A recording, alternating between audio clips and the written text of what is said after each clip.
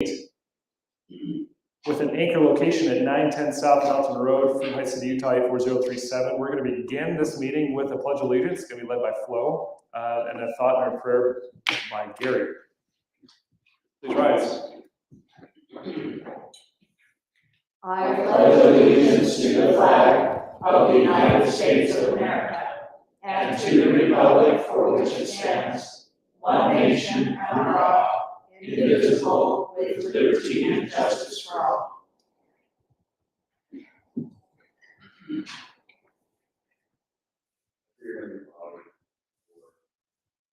Blessings thou to this city and to our residents. And for all the things that we have, we ask that you lead and guide us. We ask that you help us to be able to understand, have that direction, and helping all of our residents. We ask for these favors and blessings in the name of Jesus. Amen. Item number 1.3. Oh, sorry. Thanks, Gary. Thanks, Flo. Roll call.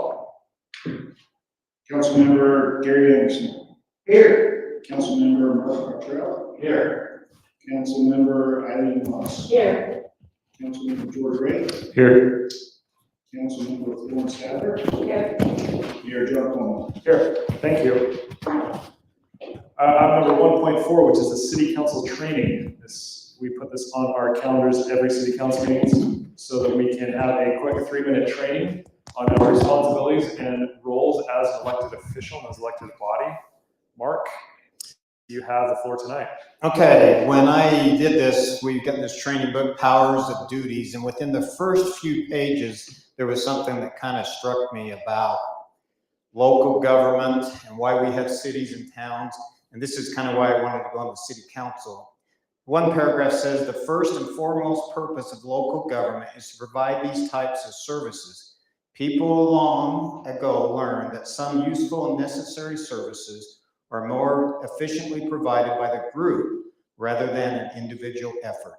Example of these are services are public safety, water supply, wastewater. The provisions of public services has always been and should continue to be the primary reason cities and towns exist. Then it talks about local control is important if it is used to further the first purposes of services and building a sense of community. It is used for something other than those purposes. It can be seen as an abuse of authority. Just because you can doesn't mean you should. And just because you got away with it doesn't make it right. If the agenda consists mostly of broad policy issues or are services oriented, then congratulations. If the agenda items are mostly the granting or denying a permit, subdivision approvals, or other regulatory type access, then shame on you. Remember, you're building a community, not a subdivision. The emphasis should always be on providing needed services at reasonable cost and building and preserving a welcoming place. All other things will take care of themselves. And that's what I noticed. I think as a city council in the city, we should take care of everybody in the city and not just maybe things that are personal agendas to us. That's what I kind of took from that in the very beginning. Boy, that was awesome. Thank you very much, Mark. Thank you.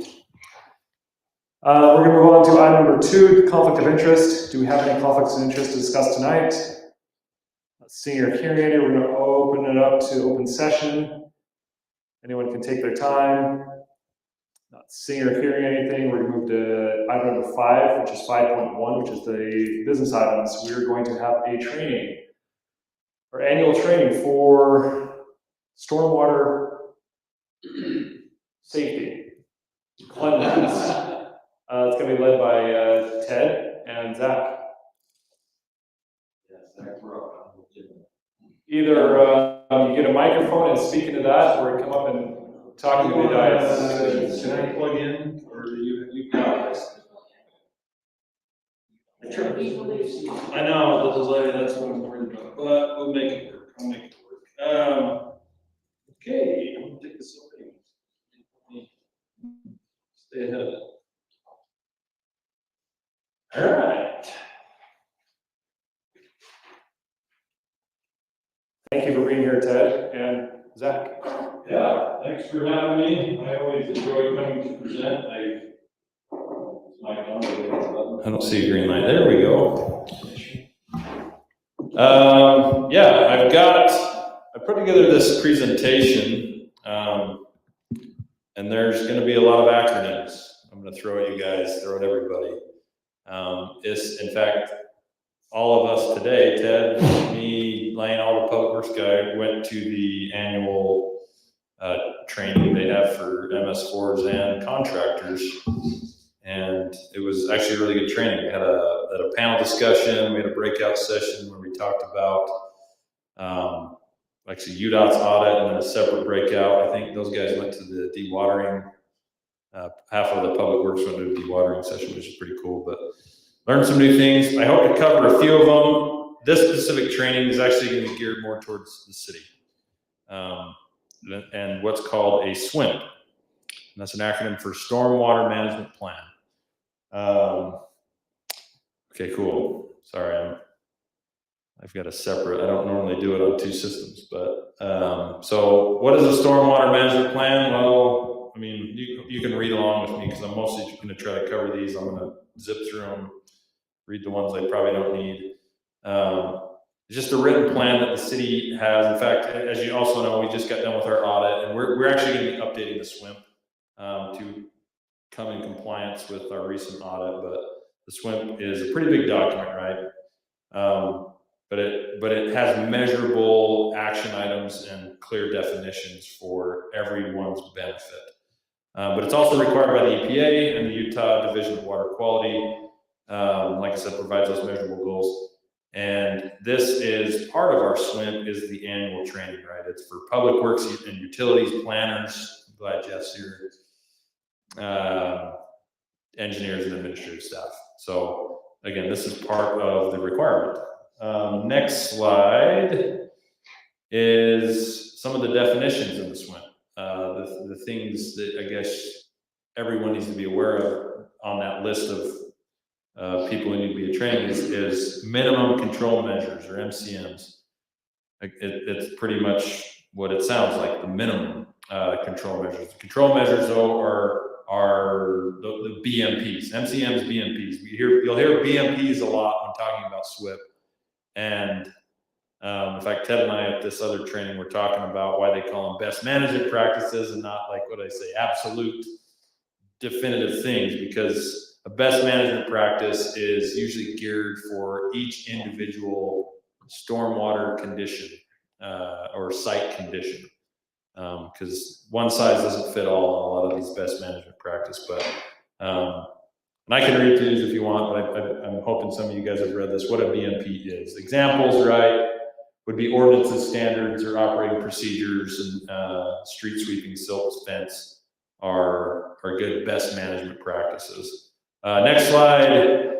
And we do this, right? Like I said, today, the takeaway from our training today was a great collaborative message that says, you know, like, why do contractors, why do cities, and why do even, I think we had Utah State representatives there. Why do we have these stormwater management plans? Well, it's to protect our water system, right? Our water system is what we all share and use. It's really a critical thing that a lot of, I mean, I remember learning about this in elementary school, but it's for the whole, like, water is life, especially in a state like Utah. Water is critical. The official definition, though, of waters in the state, I found that interesting. I don't know if I want to read through that whole thing, but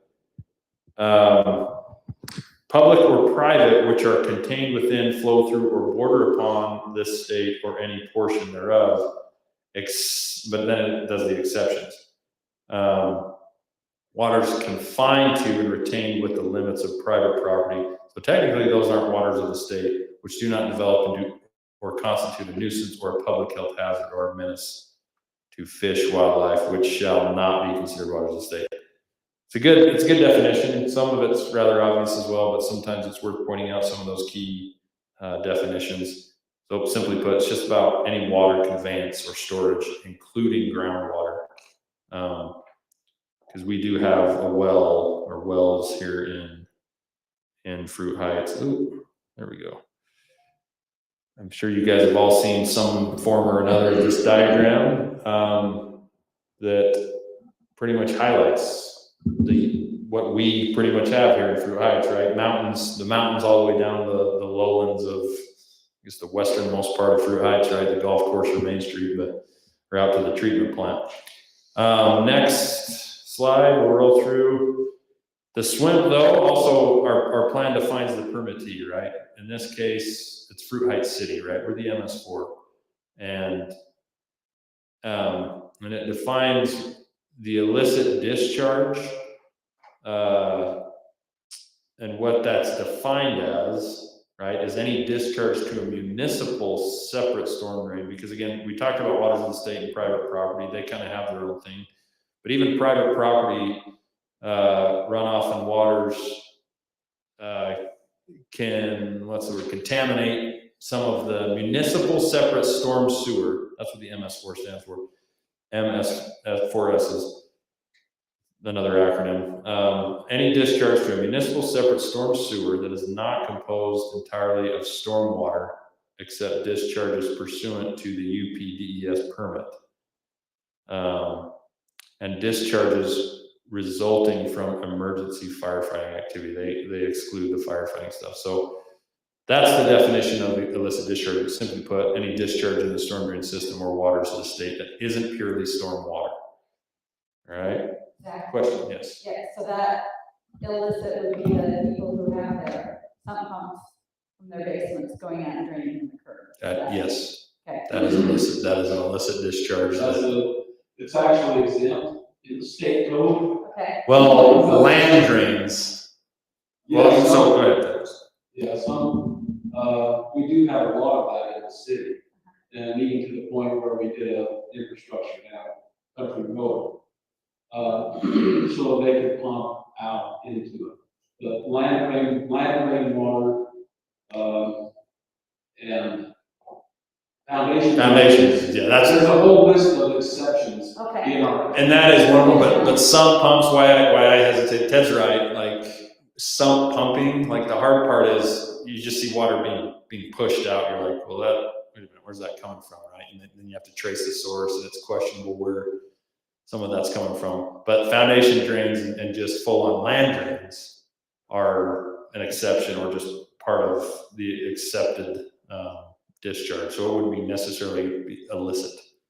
But I'm going to get to some slides here, and none of them are from Fruit Heights. I probably could have thrown a few in, but because in Ted, I'm sure, has got photos. I've got photos, and in our recent audit, they got photos.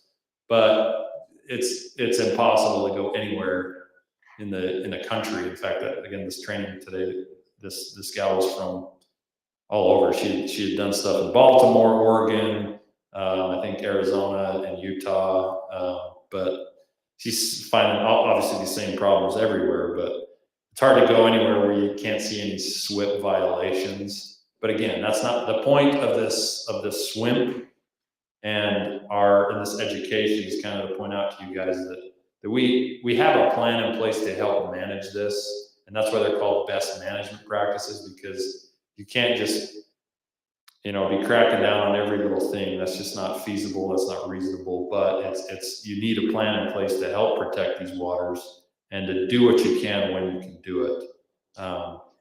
And so out of curiosity, where does somebody take if they've got water in the basement, what are they supposed to do with it?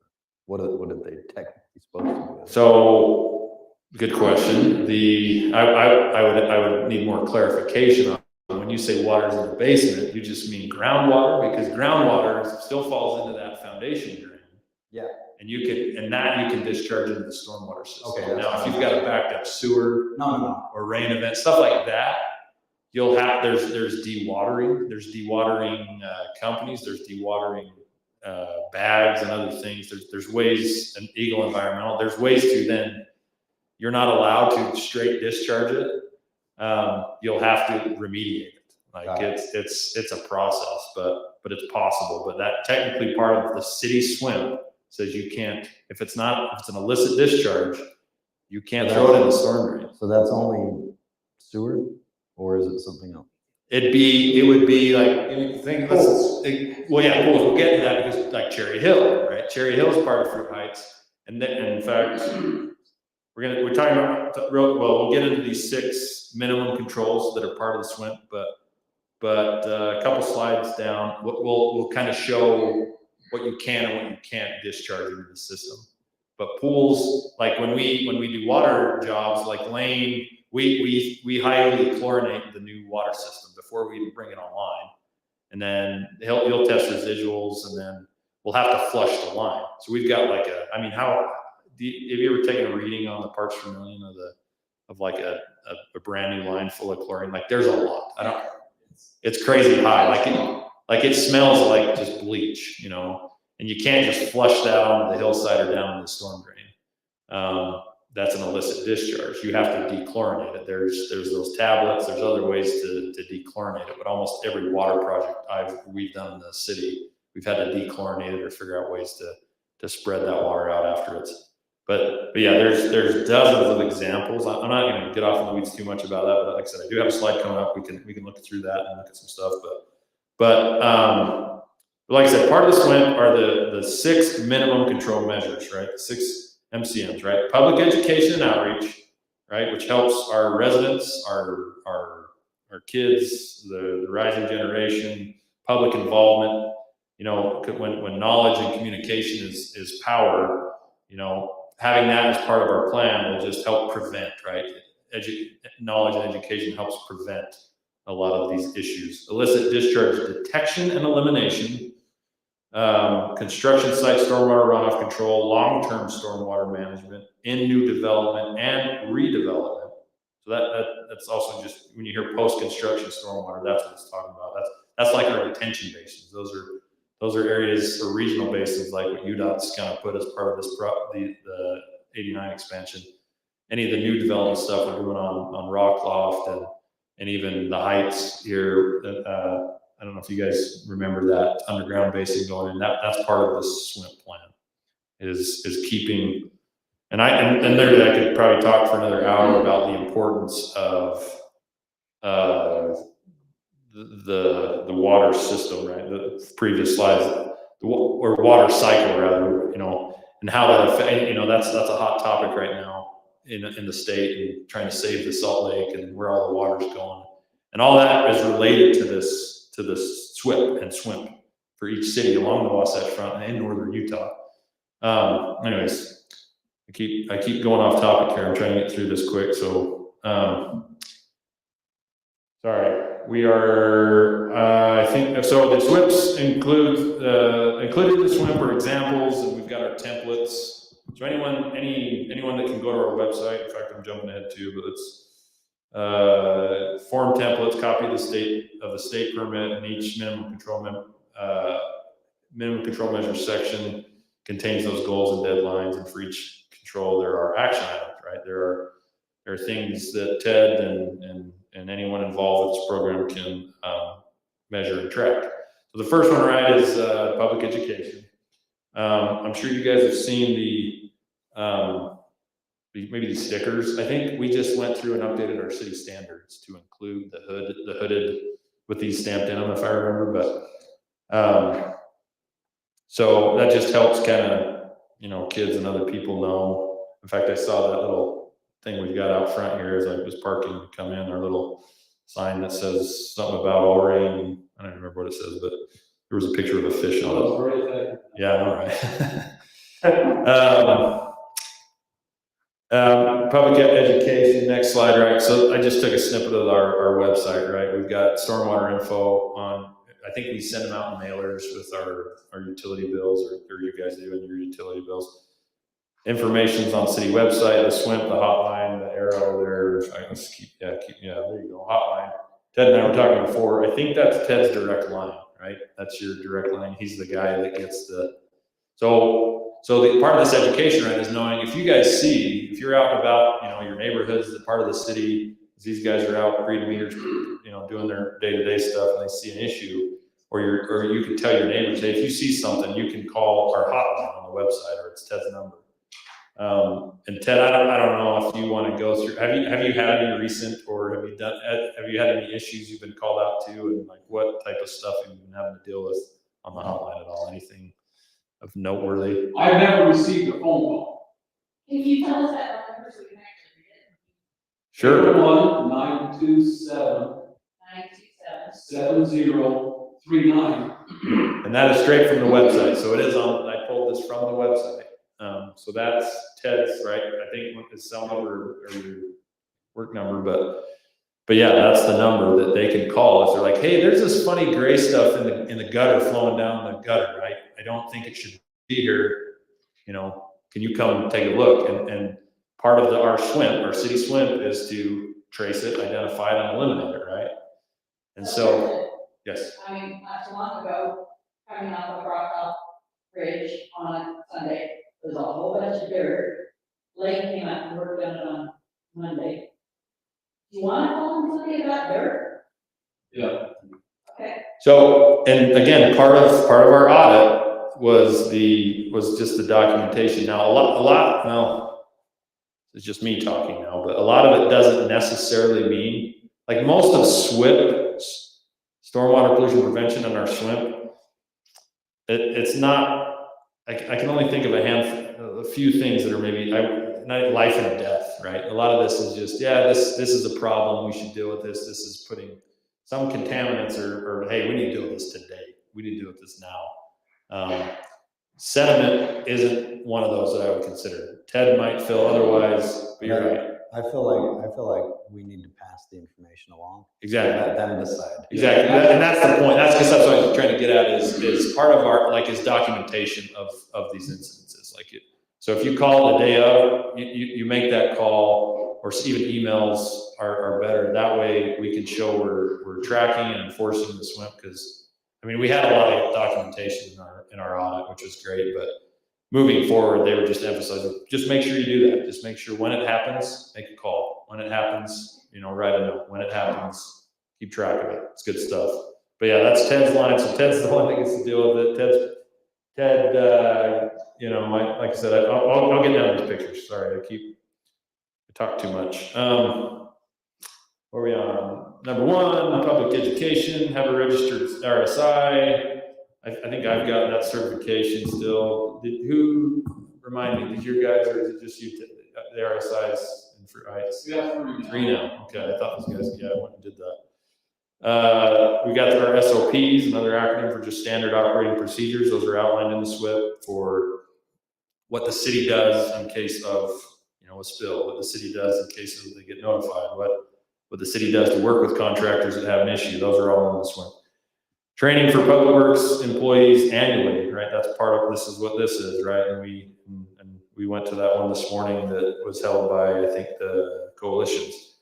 But documenting that's important. So we've got, I think you guys documented, well, the recorder's keeping this, so we've got documentation of this training. Public involvement, slide 2. Post-SWIMP on website, yeah, we got that done. Let's just go to the next slide. Sorry, I'm just gonna, please stop me if you do see anything or have questions. What is the website? So this is our website, so the fruitheightscity.com, and this is our storm, I'm assuming you can just search under SWIMP. yeah, you can search in they do have the search bar. In fact, I was on it today when I was just double checking some of this info. And I think it's under departments, you can go under public works, and when you're in public works, it's got like water, sewer, stormwater, and you can click on the stormwater and it'll bring you in. Ted's lovely portrait is on there with all this information and the hyperlinks to the SWIMP, to the permit, print stuff I had on those previous slides are all there. So that's part of the requirement, but that also helps anyone building a lot or anyone that needs to track this stuff down. It's available. So it's available to them. And the public, like if the public want to know what the city's doing, it's listed on there.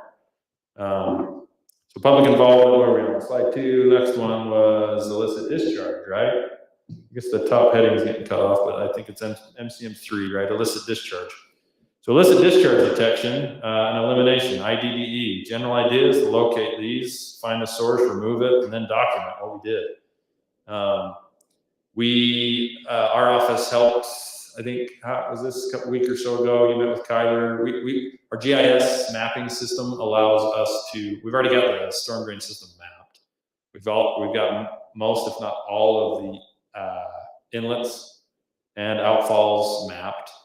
And that GIS software allows them to just like click on those and inspect them. And then it keeps a log of every inspection they've done on that specific outfall, or that specific manhole. And so if you guys ever wanted to know, hey, this one inlet's always been a problem. It's always full of debris, or it's always doing something.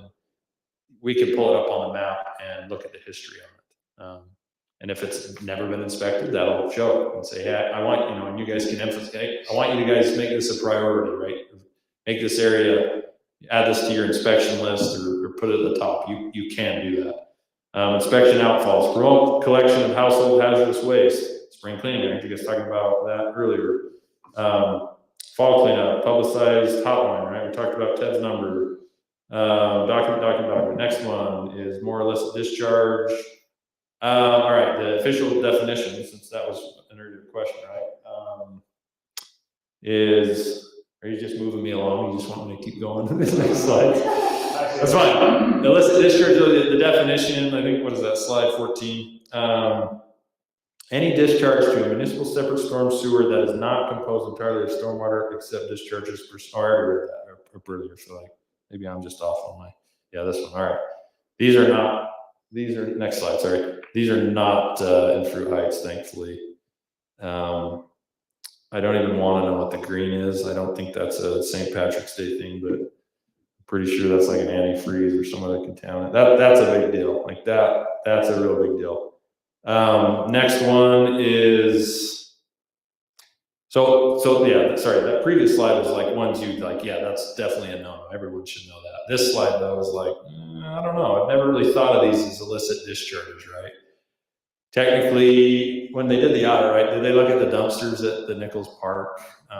They looked at, like, you're technically supposed, if you've got a leaky dumpster, that's an illicit discharge. That's a problem. If you're seeing stuff like that, that needs to be brought to Ted's attention. That needs to be dealt with. Even grass clippings technically are an illicit discharge, right? You can, that to me is like nitpicking, but you think about it again, the big picture goal is to help keep our water clean, right? The amount of pesticides, herbicides that are being sprayed into our grasses or other residents, maybe not mine because it's full of weeds, but those clippings get thrown in the gutter and get washed into the system, and that now you've got all those nitrates and other just bad stuff you don't want in your system. Those are technically anything that goes into the storm system is an illicit discharge. So that type of stuff. And I don't even know if that's in the swim that specific, but I mean that could just warrant a conversation with the, hey, can you do better? Let's not get that stuff on the curb. Grass clippings dumped over the bridge. Yeah, that's a good one. This one I see the most. I feel like concrete. Oh yeah, sorry. The concrete stuff. I'll go to this next one. All right, so this is maybe a little fun test. How many illicit discharges do you see in this picture? 2. Okay. Gas laying and leaves. Okay. I'd say Anyone that's else?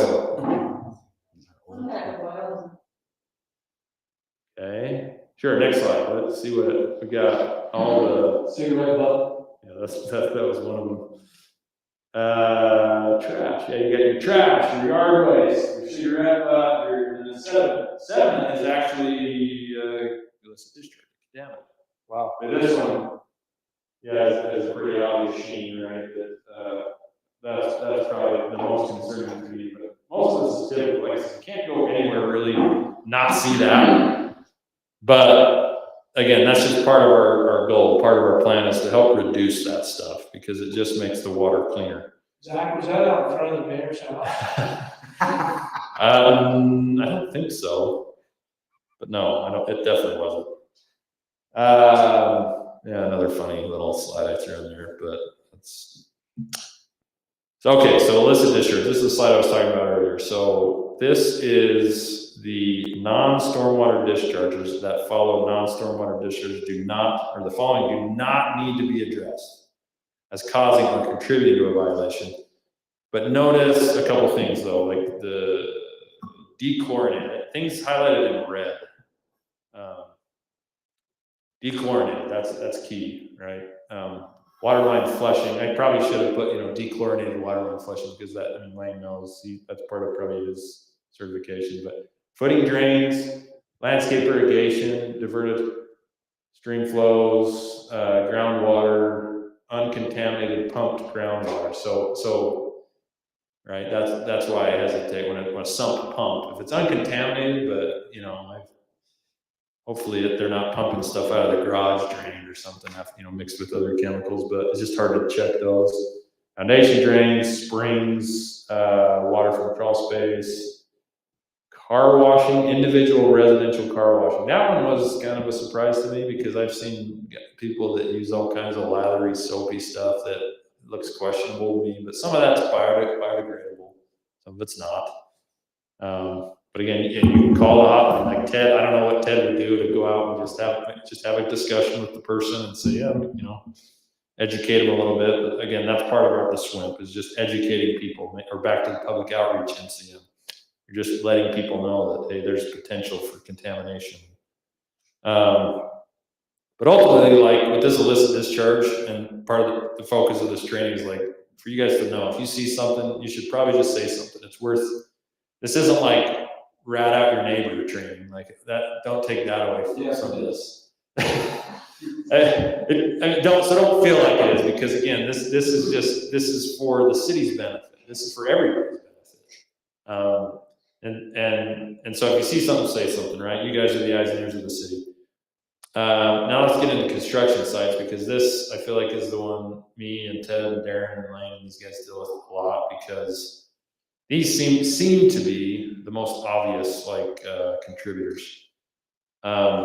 So that acronym SWIP I've already used, but the difference between our SWIMP, our stormwater management plan, and the contractor's SWIP, stormwater pollution prevention plan, they're supposed to have a SWIP no matter what, really. I think our plan says they have to have a SWIP no matter what.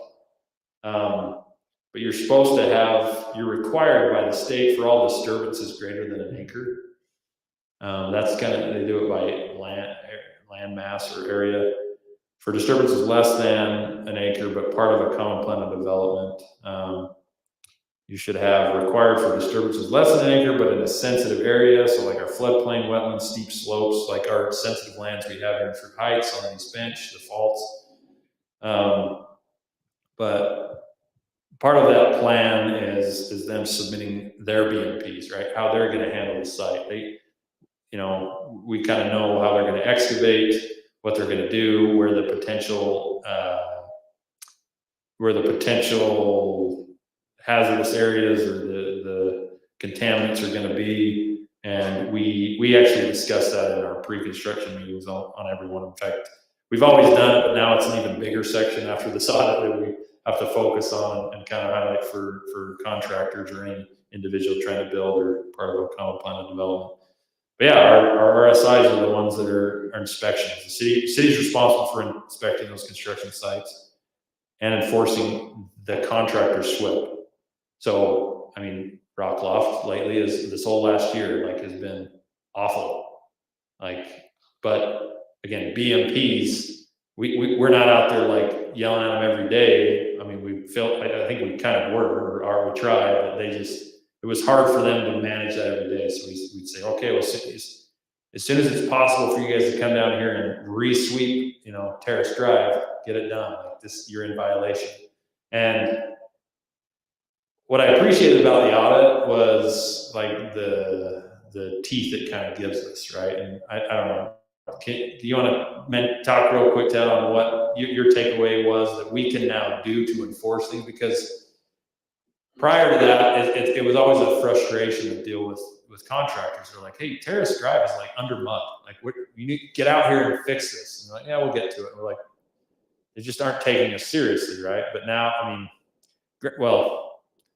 not always. Some days they were just so busy dealing with other stuff, they just weren't on our same timeline. But they were overall pretty good to work with. But what do we have now in the updated ordinances, or what are things that we can do to help enforce these requests with contractors. So we're required by the permit to have escalating forms of enforcement. So that means that if we go to site and their toilet's tipped over, we can tell them, you need to get this toilet tipped over by tomorrow, and put the date, and then we'll go back and inspect, and if it's tipped back up, then we put the date that it's fixed, and we just move on. If it's still tipped over on the reinspection date, then we're required to escalate. So we could send them a letter, formal letter, stating that you need to fix this violation. If they still don't respond, then we can fine them. And that's kind of where we need the city council's support, is to be able to actually assess a fine. And the fine is to just build a fire under them. Okay, nobody wants to get fined. And that will help them move. If they still don't respond, then we can actually shut the job down. And there can be no work going on. And there's bits and pieces in between all of those. Right. But we're required to show escalating forms of enforcement and document it all and date it all And we'll be updating the ordinance, right? We haven't passed so that I think will be part of it. So you guys are aware, because it is unreasonable to say, like it rained at, the middle of the night, and you show up that morning at 7, and oh man, this thing's covered in mud, and you're like, well, we don't have a crew out here. Like you better get out here right now and do this or else, right? And you're like, well, we don't have people out here to do it. That's kind of unreasonable. But like Ted's saying, if you could say, well, you've got to document it, give them notice and say, here, please get this cleaned up as soon as possible or by tomorrow. And then if it's not done, then we can escalate it. Like then you can show how like that you're serious and do it in a legal way, I guess that's It takes so long. Do you have any method of just saying, it's a tipped toilet, you don't want it to be that way for very long? Do we have any method for saying, we do it and we bill you? Yes, Okay, yes, that's the other part of it. okay. And very it's not cheap. Send a letter, that's 3 days. Yeah, sure. yeah. Or can an email work? Email, we have to do a Sure. lot of emailing. Yeah. Okay. Works very well. Because I would think that, And we give reasonable amount of time. It depends on the hazard. Yeah. So if the toilet is dumping right directly into a storm catch basin, then we need to fix that right now. which ordinance what is dealing with SWIP? I remember the number. I don't. It's okay, don't worry. But it'll be Never mind. forthcoming. We've had to tweak it with this audit, but yeah, it's been helpful to me because this has been a very big frustration of mine. I'm sure Ted's, and I'm sure anyone living in the city seeing some of the stuff going on. You're like, man, what the heck? Why aren't they? And behind the scenes they are. We've made those requests, but it's hard to. Sometimes it's hard to just get action with it, but this will definitely help speed things up. I guess is what I'm saying. So, anyways, let's keep going. Where are we on post-construction? Which one am I on? I already went through that one. There it is. Yeah, long-term stormwater management and new development, right? So these detention basins, post-construction stormwater management, best management practices, non-structural BMPs, right? LID, site-based. This is more stuff for me, but this is looking at like the engineering side. I'll look at site runoff, site detention. Actually, Fruit Heights of all the clients we work with is one of the only ones on the orifice where we have slide gates. Like Darren, I don't know did you start that or so if you're familiar with that, like a lot of these basins have a controlled release, right? It says, and I think we're in the next slide or two, we're going to talk about detention versus retention. A good example of that is up on 400 North where they have. Yes. Yeah, the slide. So if you don't know what it is, it's that Yeah, those slide gates that you can literally, there's watermen like big round gates that cap the end of a pipe that you can literally slide it up and open up the whole pipe. Most controlled release is just an orifice, and most of them are sized at a couple inches, and that's it. And they just sit there, usually steel plates. I'm talking like general design. And the reason they do that is to control how much flow can come through. Exactly. at one time. That orifice is what regulates the flow. But Fruit Heights has ones that are just, because you can imagine a hole this big gets clogged with debris, grass clippings and other things. But Fruit Heights, in order to manage or prevent flooding or other things, is instituted those slide gates, because we usually set those at the equivalent size of an orifice. But if you've got floods or flood events coming, you can open those wide open and send them down the line to help kind of save some stuff. But I like important things for that long-term basin design. But I mean, I look at those and I try to, when I do development reviews. In fact, we're working on one now that we can't agree on the sizing, but that'll come together. But that's just part of the SWIMP plan, I guess, is all you really need to know. And post-construction too, like this is an example. We do have minimum driveway width in our standards. Fruit Heights and elsewhere all over the state. I mean, this is an example of impermeable surfaces, right? These wide driveways, these almost 60-foot driveways that are all concrete. You can imagine on the runoff, you get oil dripping off of cars. All those are illicit discharges coming into our system. And so you look at minimizing driveway widths or encourage gravel or permeable pavers. That actually cuts down on those illicit discharges. But retention versus detention, right? And the difference there is that retention basins like retain all the water. There's no discharge. There's no allowable discharge, versus detention basins are the ones that have those allowable discharges, send it just down the system at a controlled rate. Infiltration, so these are just examples, right, of post-construction stormwater maintenance. R tanks, right? These yellow domed bits are the ones they put in just right here in the Heights subdivision that they buried in. Or vegetative BMPs are examples. Undisturbed natural land, bioswales. I mean, there's not, too many wetlands, but Bear Creek is probably as wet as it gets. But this, that's just a good shot of detention basin, right? In fact, you're going to grass this in down here, so we'll have something that looks similar. These are bioswales. We have LID standards. I can't think of a place here in Fruit Heights where we've used these or instigated these, because it's just a great way. In fact, I'm trying to remember what they talked about today at another training. They've like proven that this cuts down on the E. coli, nitrates and other things. It just helps. It's just a natural way to help filter the water as it enters back into the storm system. So Park District could be good if it's done so that it's filtering water. Yes, it can be good.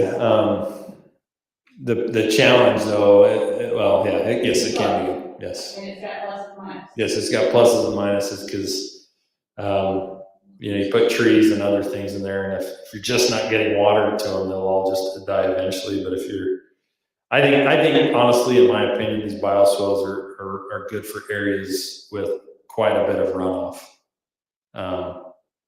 So that I can't think of too many spots in Fruit Heights that have quite a bit of runoff from the roadways that have a park strip that could warrant a bioswale. But anyways, next, where am I? I'm almost done. I've got only a couple more slides left. For post-construction, right? Low LID right there. Official definition, right? An approach to land development or redevelopment that works with nature to more closely mimic pre-development, right? Because that's what we look at, I guess, a lot with our stormwater design when we do these development reviews is we try to mimic what the stormwater was doing before development happened, before we paved everything, before we added sidewalk, before we all these giant driveways. We try to keep the water to help recharge our aquifers, to help and not, that's why I don't know, I'll mention it just because I'm talking about it, but I'm just curious to see how this, say, the Salt Lake thing happens and how it affects different parts of the valley here, the East Bench versus Southwest. But I guess I'll let the data decide here as they keep figuring that out.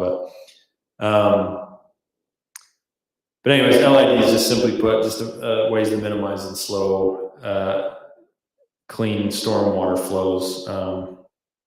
Like I already mentioned, you know, adding rain barrels, I think, is part of our LED standard, minimizing those impervious areas.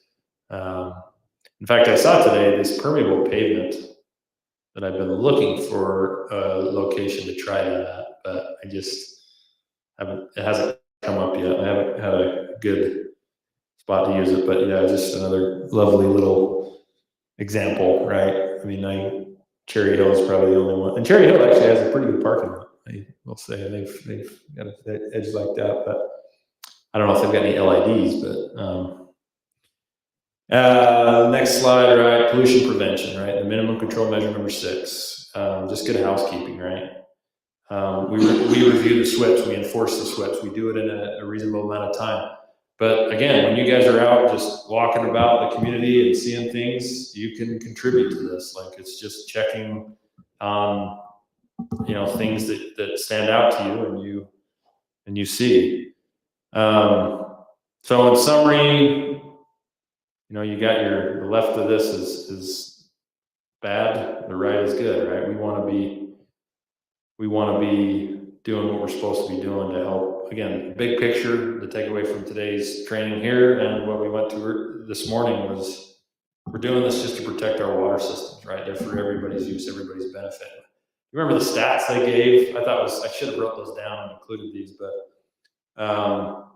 just the amount, the state of Utah, like the amount of recreation based around water in Utah is like one of the leading in the state or in the nation. And so that's, I think, important to, I guess, or noteworthy that, you know, you think about the water we have in the state and how much recreational, Lake Powell, Flaming Gorge, Green River, Utah Lake, Salt Lake even, that people recreate around. And if we don't protect our water, you know, obviously the effects are dire, you know, or keep it clean, I guess, protect our water and keep it clean. So, but that's pretty much my training on the MCN or the minimum control measures and the city's stormwater management plan. Any questions on any of those items I went over, or more questions on the illicit discharge stuff? That was awesome. Thank you. Yeah, sorry I got long-winded. All right. Thanks for Haley for scrolling through me. No problem. Yeah, could you just give the council updates on the stuff we're doing right now and the stuff that's going to come to them so that they know? The ordinance and those kind of things we're working on. Zach might be able to do that. No, I asked Ted to do that one. So you're going to be involved coming up soon as we, sorry, getting this close again. But as we get into the ordinances, a lot of the things that were deficiencies had to do with the way our ordinance is written, the way that our SWIP is written. We thought we were doing wonderful when we went through the SWIP and redid it because we minimized it, we made it efficient, we put clicks in there, you can just click on and go to the permit and to the SWIP. We thought we were doing great. Well, the state did really, they want more meat in there. They want it worded a little bit different.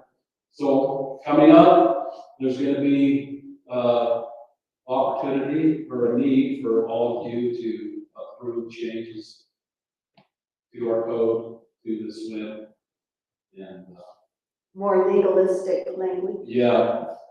And between now and, like I said, the end of June. So, but we'll try to get plenty of heads up so we can get on the agenda and so forth. Thank you, Ted. But please call me if you have more questions, and I'll help you. Is the state, in your opinion, Well, maybe, Don't ask me for an opinion on this. okay, so sometimes entities try and say, hey, one size fits all. Fruit Heights is unique because we're on a hill. We don't have a lot of industry that puts stuff into our stormwater, whereas a lot of other cities have industry that puts stuff into the stormwater that they have to really manage and stuff. So I just want to be a little bit careful that hopefully we're not getting roped into a lot of unnecessary stuff just because, hey, one blanket fits everybody, one size fits all, one shoe fits all. I don't know. Just, Well, it kind of does though, Gary, because if you're an MS4, you're under the same regulation as Brigham City or Ogden or Salt Lake City or Utah or any of those, and the basis of the permit is the same. So we all have to, even though we're 6,000 population, we still have to do as much paperwork as Lake City does. okay. I just was wondering if there's any way to say not applicable to our city. Well, they do want it to be specific for Fruit High City, the swim. That's what I would want. Instead of a blanket SOP that covers everything. So that's another part that Okay. they've asked us to change. All right. And we're in that process. Okay, yeah, that's what I would want, and that's what I would hope for, is it would be specific to us. Okay. Thanks, guys. Good. Yep. Excellent. Thank you. Thank you so much, Ted. Thanks for coming. Thanks, Zach.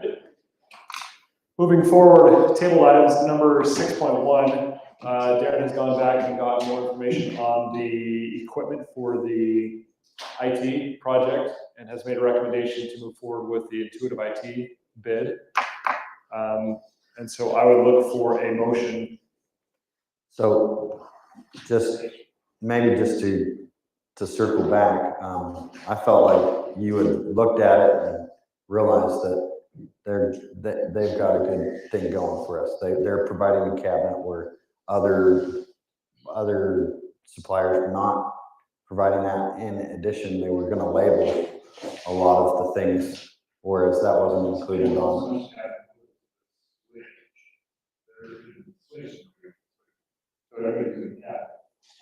Oh, it's a switch. And what, can you give me a 10-second explanation of what the switch is? Sorry. A 10-second, let me. Okay, 1 minute? A switch just routes all the network traffic. Okay, And it seems, and they're not, oh, they are replacing the switch. They said they were gonna replace the switch. I mean, is that a critical? They have I don't- 5 year shelf life. Okay, so ours will, okay, so it's a great value for us. Yeah, the whole What you quote, get. it's, I don't know, I always look at the quote that's abnormally low, and it would be abnormally low if they're providing that, and they're good on, the equipment's fine, the Cisco switches, awesome. Okay, So I reached out to all 3 vendors as well, and just asked them, you know, what are you thinking? Actually, I only reached out to 2 of them, I did not reach out to Americom, but I talked to Intuitive, and I talked to Computech, and I felt very comfortable with the responses I got from Intuitive. He was hungry, and it showed in his bid, and it was great. I was pleased to see that he was putting in as much as he was, and as much effort as he was. thanks for the explanation. I would make a motion to approve the bid for, I second that. I have one more. I, My only worry with them is that they have to come so far. I mean, they're the furthest away, right? Are they the ones from Provo? Yes. Is that an issue, do you think? Okay. No, they provide services to cities and municipalities up into Logan. They work in, I think he told me three companies and a city up in Cache Valley. So they're always, so I have a motion from Gary, a second from George. Do I have any further discussion, any further questions? All in favor of moving forward with the fiber equipment with Intuitive IT as it has been outlined, all in favor say aye. Any opposed? Item number 6.2, Municipal Code 11A. We're going to keep this table. I have been working on trying to understand what our legal ramifications are. I've also been in contact with President Adams It sounds like there are going to be some changes before the end of this legislative session to carve out cities that are more than 80% built out. So that was kind of, That would be awesome. you're welcome. I happened to a little, get together over Christmas. Yeah. So, so I'm going to keep this one tabled until further discussion. We have more information on this.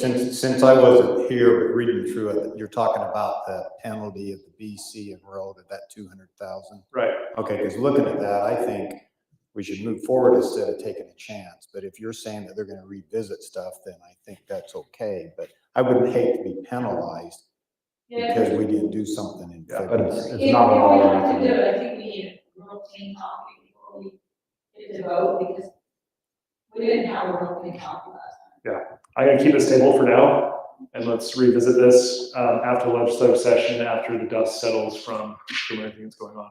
Is that right? Yeah. Moving on to item number 10, which is the city council report. George Ray, do you have anything to report? No, not currently. Did you, I'm sorry, the last agenda were the check register. Did you get a chance to review? And have you had any questions or concerns that need to be brought forward to the city council? No questions or concerns. I'm trying to remember what has been put in there. Crystal put in some more documents that I haven't looked at just recently, but I think we're up to December that we've looked at. Great. Everything looks fine. Feedback that I've heard from Crystal is that she really appreciates the way you work with her. She likes the communication you have with her. She feels like the questions you ask are very insightful. They're probing, but they're not challenging. So I appreciate all that you're doing with your work with Crystal. Thank you. Mayor, Yes. 20 minutes. Yes, absolutely. Item number 8, approve the minutes, February 6th, 2024. Do I have a motion to approve the minutes as they are outlined? I made a few changes, but they were just minuscule. They were like a couple of spelling changes. Yeah. Of names of people that I knew. I went through. Excellent. I move that we approve the minutes from February 6th, 2024. I have a motion from Flo. Do I have a second? I second that. Second from Mark. All in favor of approving the minutes from February 6th, 2024, say aye. Aye. Thank you, Darren. Did you have anything? Just the mosquito abatement, just so you know what's going on with it. They were looking at reviewing the compensation for their employees, going through that, and they're in the process of selling some four-wheelers, some equipment, and selling and buying some trailers, updating their stuff. So that's kind of what's going on right now. Great. Thank you for attending those. Flo. I went to a coalition meeting with the mental health communities at CARE, and that was interesting. And I'm looking forward to getting more involved. Thursday, I'm going to a summit up in Ogden that I'm hopefully doing more. So I appreciate it. When people, sometimes I think, okay, all these nice people, these smart people are getting together to try to help. Is it really going to make a difference? Who knows, but at least we're trying. We're getting organized. We're trying to get people to become aware, and hopefully we can make a difference. Yeah. Karen is on that as well. Anyway, I've heard I think it's data driven, and I think that there will be some results. And if the results do not meet the data, from what it sounds like, there will be a constant movement until we can make improvement. Thank you for being on that. Thank you for attending. Eileen Moss. I don't have anything today. Excellent. Mark. Well, that is not. Okay, a couple of things. I've been out of pocket for 3 weeks, but a few days before I left, I met with Darren and Karen to kind of understand my responsibilities, and we started talking about the service projects, how we're going to start coming up with a list of those, and how we can advertise it on the website, Facebook, maybe the Just Serve website to be able to get something going. So if you guys have any ideas of service projects, please either pass those on to Karen or myself so we can incorporate that in the communication. Also, when I was given that wildlife protection plan, I didn't have any idea what that was about. So I got with Darren, he explained it to me, and we're putting together a tracking method that we can try to keep track of those hours. And I've got some ideas because I think a lot of people do stuff, but they don't know to report it to us. And so maybe we can get that on Facebook, website, get some communication there so we can even make it, get more hours. And then Can I throw out a suggestion? With spring cleanup coming in the next 30 to 60 days, we may want to throw it at Karen as we highlight that as this Ridge Runner. She was asking for suggestions. That would be a good idea to keep track of the hours. yeah, to how to report the hours. Thanks, Mark. I'm not done. I know. And then Darren got with me about the increases in budget for the sheriff and for the fire department. And based on what he gave me, it seemed like we're kind of in line. We're not really being gouged. It seemed pretty reasonable based on what the contracts had to say. And then the Memorial Rock, Darren and Karen gave me some names of residents that could be part of that committee.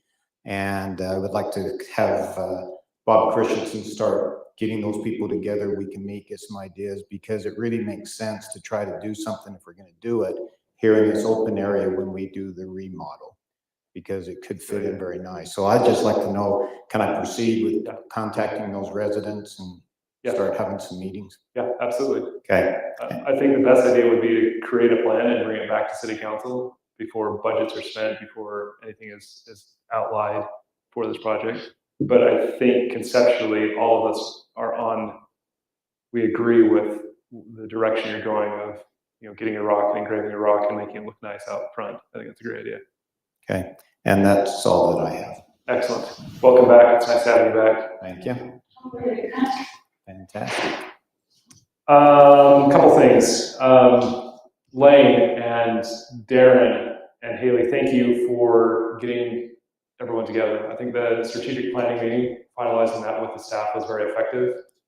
Please pass that along to Public Works. It is really nice to have everyone together and in the same room and talking, discussing about goals. Thank you for having your team coming prepared, Darren, Lane. It was neat to hear. I didn't know that we're moving that quickly with the park, but if that's budgeted and that's things that we can do, there were quite a few complaints last summer about the park being unusable. So that's going to be really nice to have that back into shape and getting those sprinklers actually spraying on the grass, not the parking lot.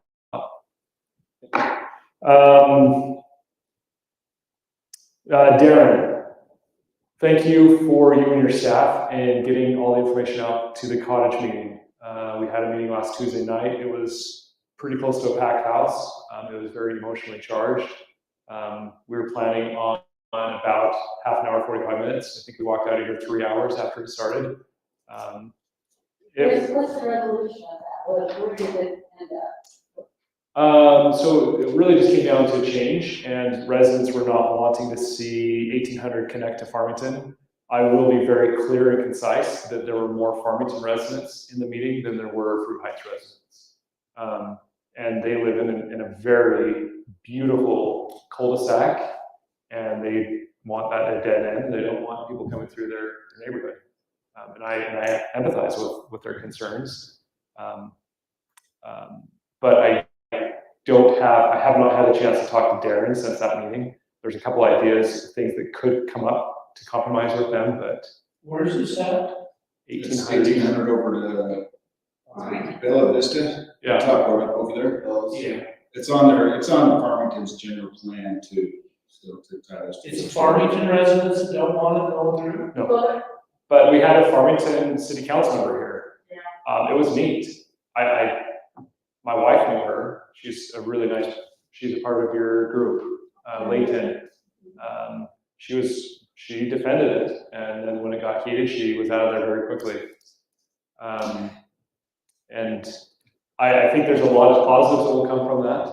Everyone was saying, yes, we want this water line going through. Yes, this is important, but don't do the road. No, it's either we do the water and road or we do nothing.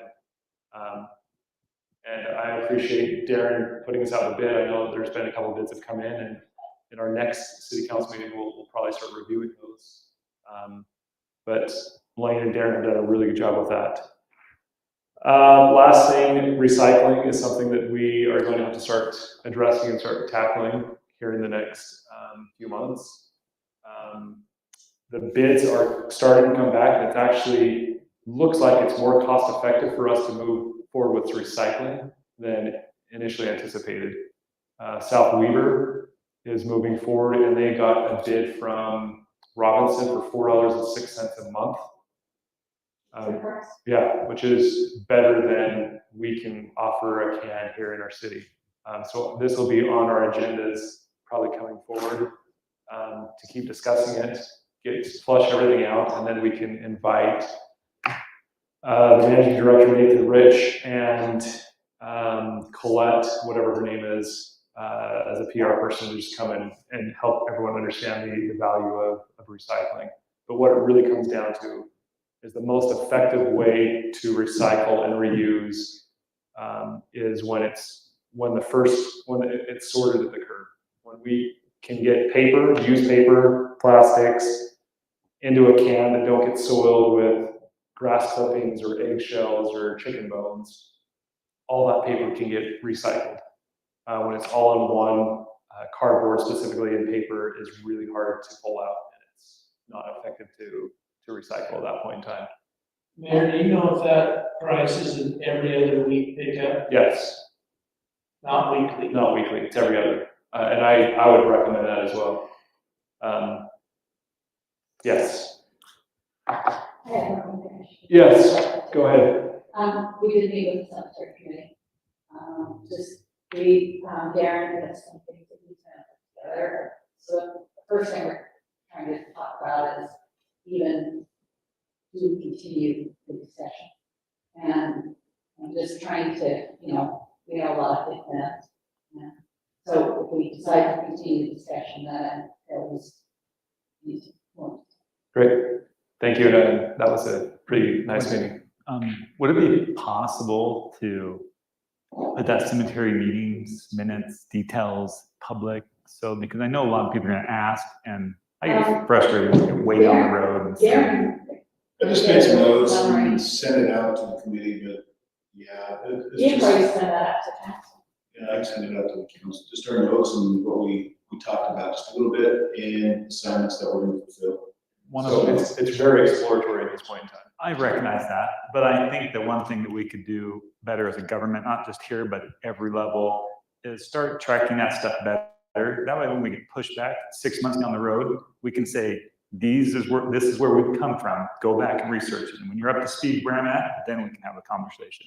Because I get super frustrated when people just start punching in ideas when they're so far removed from the whole conversation. So I want us to build a way for people to get involved in the conversation, to get caught up, so we can carry on the conversation. And not only people, but ourselves that aren't actually part of that committee. So Right. It's I know it's a big idea and it's hard, but I think that if we want to help save people in the end from heartburn, then we need to make sure that we can see the whole decision process from the beginning.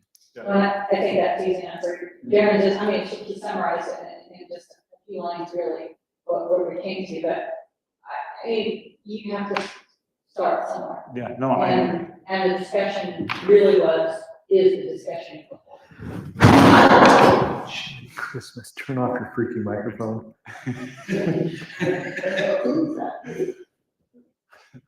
Holy cow. He sneezed right into the microphone.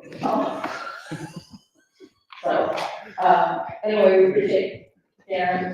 right next to it, but He does pass this, each of us on the committee to pass this as well.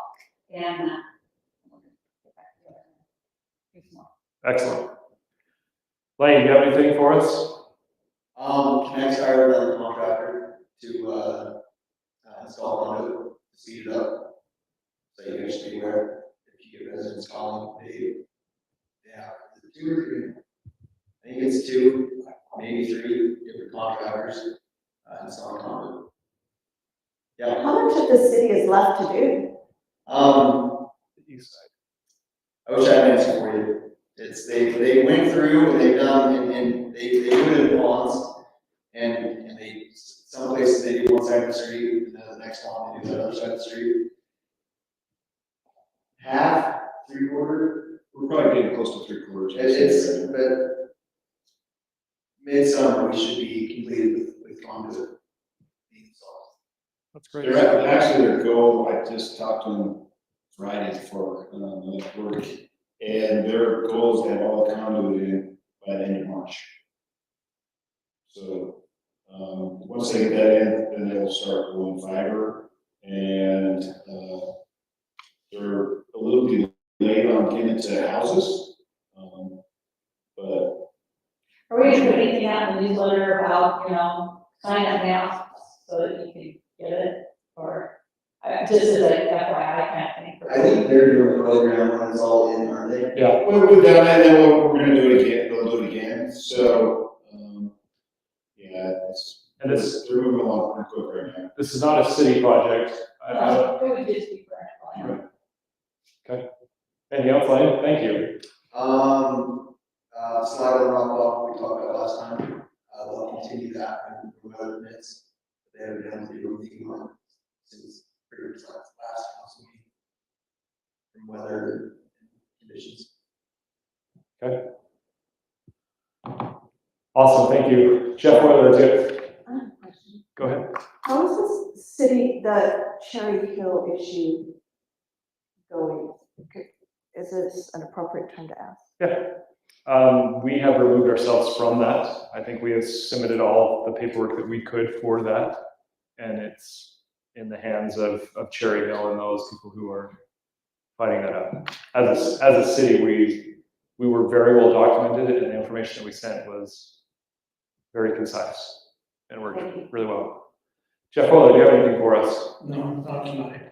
I sat in a meeting with Jeff Weller and Darren last week talking about trails. I think they are proceeding forward with still exploring options with the Forest Service this week. You can go start hiking some hills and seeing how you're going to get across Bear Creek. Right? Yep. Good. Keep going. Darren, do you have anything for us? Just, like Crystal was saying in our other meeting, got a bunch of the ARPA grant, finalized today and submitted. So that grant for the wildland replacement, once it's all approved, everything will be finished. And we'll receive the last 5% for that, which is $50,000. And then, just a couple of other ones we're still doing some stuff on. And that's what we're working on, plus the budget. Great. As a follow-up to our meeting, we as a council want to support you on grants, on any opportunities out there. We don't want to just dump it in your lap. So if there's anything that we can do to support you, please reach out and let us know. Are we still using Lincoln Hill? Yep. Yeah, in 2 years, they've gotten us $2 million. So I think it's been a pretty good investment of our money. Excellent. That is the concluding item on our agenda. I have a motion from Eileen. Second from Gary. All in favor, say aye. Aye. 7:21.